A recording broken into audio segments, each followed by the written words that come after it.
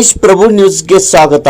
ಶ್ರೀ ಚಾಮುಂಡೇಶ್ವರಿ ದೇವಸ್ಥಾನದ 25ನೇ ವರ್ಷದ ಬೆಳ್ಳಿ ಮಹೋತ್ಸವ ಹಾಗೂ ದಸರಾ ಹಬ್ಬದ ವಿವಿಧ ಕಾರ್ಯಕ್ರಮ ನಿಮಿತ್ತವಾಗಿ ಬಸವನಗರ ಸಂಕೇಶ್ವರ್ ಇಲ್ಲಿ ರವಿವಾರ ದಿನಾಂಕ 21 ಸೆಪ್ಟೆಂಬರ್ 2025ರಿಂದ ಬುಧವಾರ ದಿನಾಂಕ 1 ಅಕ್ಟೋಬರ್ 2025ರವರೆಗೆ ವಿವಿಧ ಕಾರ್ಯಕ್ರಮಗಳು ಜರುಗಲಿವೆ.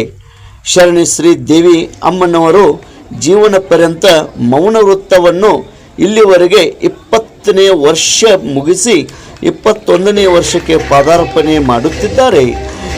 ಶರಣಿ ಸೌ ಶ್ರೀದೇವಿ ಅಮ್ಮನವರ ಅಧ್ಯಕ್ಷತೆಯಲ್ಲಿ ವಿವಿಧ ಕಾರ್ಯಕ್ರಮಗಳು ನಡೀತಾ ಇವೆ.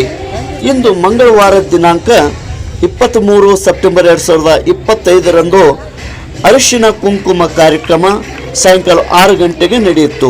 ತದನಂತರ ಉಪನ್ಯಾಸ ಕಾರ್ಯಕ್ರಮ ಭವ್ಯ ವೇದಿಕೆ ಮೇಲೆ ನಡೆಯಿತು. ಮುಖ್ಯ ಉಪನ್ಯಾಸಕರಾಗಿ ಹರಿಕಾ ಮಂಜುನಾಥ್, ಯುವ ವಾಗ್ಮಿ, ಲೇಖಕರು, ಬೆಂಗಳೂರು. ಅತಿಥಿಗಳು ಶ್ರೀಮತಿ ಪ್ರಿಯಾಂಕಾ ವಿವೇಕ್ ಕೊಳ್ಳಿ, ಶ್ರೀಮತಿ ಶೀಲಾ ದೊಡ್ಡವಂಗಿ. ಮುತ್ತೈದೆಯವರಿಗೆ ಉಡಿ ತುಂಬುವ ಹಾಗೂ ನಂತರ ಮಹಾಪ್ರಸಾದ ಕಾರ್ಯಕ್ರಮ ನಡೆಯಿತು. ಈ ಒಂದು ಭವ್ಯವಾದಂಥ ಉಪನ್ಯಾಸ ಕಾರ್ಯಕ್ರಮದಲ್ಲಿ ಸಾವಿರಾರು ಭಕ್ತಾದಿಗಳು ಪಾಲ್ಗೊಂಡಿದ್ದರು. ಕಾರ್ಯಕ್ರಮ ಯಶಸ್ವಿಯಾಗಿ ಮತ್ತು ಭಕ್ತಿಮಯವಾಗಿ ಜರುಗಿತ್ತು. ಇನ್ನರ್ ಹಿಲ್ ಕ್ಲಬದ ಎಲ್ಲ ಸದಸ್ಯರು ಕೂಡ ಪಾಲ್ಗೊಂಡಿದ್ದರು. ತೇಜ್ ಪ್ರಭು ನ್ಯೂಸ್, ಸಂಕೇಶ್ವರ್.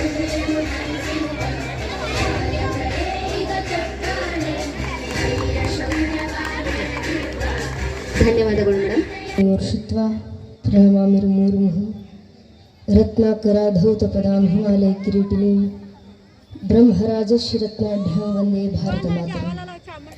ಕ್ಷೇತ್ರದ ಗ್ರಾಮ ದೇವತೆಯ ಪಾದರವಿಂದಗಳಲ್ಲಿ ಶರಣಾಗತಿಯನ್ನು ಬೇಡಿದ ಕ್ಷೇತ್ರ ದೇವತೆ ತಾಯಿ ಚಾಮುಂಡೇಶ್ವರಿ ಅಮ್ಮನವರ ಪಾದರವಿಂದಗಳಲ್ಲಿ ಶರಣಾಗತಿಯನ್ನು ಕೋರ್ತಾ ಕ್ಷೇತ್ರದ ಎಲ್ಲ ದೇವರುಗಳ ಪಾದರವಿಂದಗಳಲ್ಲಿ 21ನೇ ವರ್ಷದ ಮೌನಾಚರಣೆಯಲ್ಲಿ ತಾಯಿ ಶ್ರೀದೇವಿ ಅಮ್ಮನವರು ಕಾಲಿಡಲಿಕ್ಕಿದ್ದಾರೆ.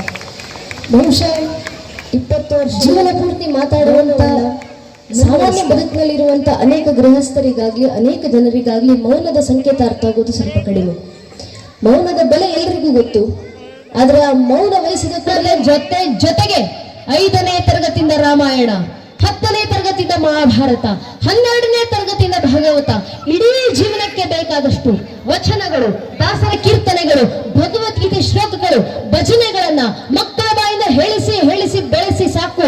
ಆ ಮಕ್ಕಳು ತಮ್ಮ ಕೊನೆ ಉಸಿರಿರೋವರೆಗೂ ನಿಮ್ಮನ್ನ ಅಂದ್ರೆ ತಂದೆ ತಾಯಿಂದ್ರನ್ನ ದೇವರ ಸ್ಥಾನದಲ್ಲಿಟ್ಟು ನಿಮ್ಮ ಪಾದ ಪೂಜೆ ಮಾಡಿಸಾಕೊಳ್ತಾರೆ. ಕಾರಣ ನನ್ನ ಧರ್ಮ ಮಕ್ಕಳಿಗೆ ಹೇಳ್ಕೊಡುತ್ತೆ ಮಾತೃದೇವೋಭವ ಪಿತೃದೇವೋಭವ ಅನ್ನೋ ಸಂಸ್ಕಾರವನ್ನ. ಆ ಸಂಸ್ಕಾರ ಸ್ವಾರ್ಥಕ್ಕೋಸ್ಕರನಾದ್ರೂ ಮಕ್ಕಳಿಗೆ ನೀಡುವಂತ ಕೆಲಸ ನಮ್ಮ ಹಿಂದೂ ಮನೆ ಪೋಷಕರು ಮಾಡುವಂತ ಅವಶ್ಯಕತೆ ಇದೆ. ಆ ಮಕ್ಕಳ ಧರ್ಮ ಸಂಸ್ಕಾರ ತುಂಬಿಸಿ ಸಾಕು. ಆ ಮಕ್ಕಳಿಗೆ ಧರ್ಮ ಬೋಧನೆಯನ್ನ ಮಾಡಿ ಸಾಕು. ಧರ್ಮದ ಜ್ಞಾನವನ್ನು ಕಲ್ಪಿಸಿಕೊಡಿ ಸಾಕು. ಆ ಮಕ್ಕಳ ಧರ್ಮ ಜಾಗೃತಿ ಆಗುತ್ತೆ. ಮನೆಯ ಒಂದೊಂದು ಮಗುವಿನಲ್ಲೂ ಧರ್ಮ ಜಾಗೃತಿ ಆಗಬೇಕಂದ್ರೆ ಅದು ತಾಯಿಂದ್ರಿಂದ ಮಾತ್ರ ಸಾಧ್ಯ. ಮನೆಗಳಲ್ಲಿ ರಾಮರತ್ನ ಮಕ್ಕಳು ಹುಟ್ಟಿ ಬರಬೇಕು. ಮನೆಗಳ ಸೀತಾ